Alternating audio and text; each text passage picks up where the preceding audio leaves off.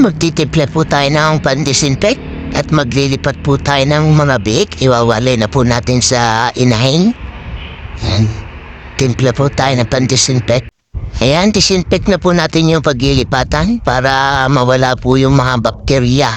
Ayan, manguhuli na po ako ng bihik at ililipat ko na po doon sa pagkukulungan nila. Ayan, lipat na po natin. Medyo ilayo natin para hindi po makabalik sa kanilang inahin.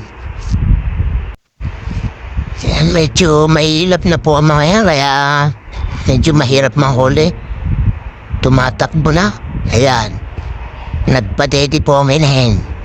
Medyo madali-dali pong mahuli sa mga yan. Nadedi sila.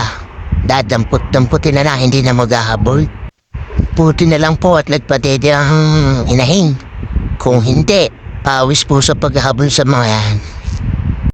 Tignan niyo naman po, kaya po ibinalay ko na.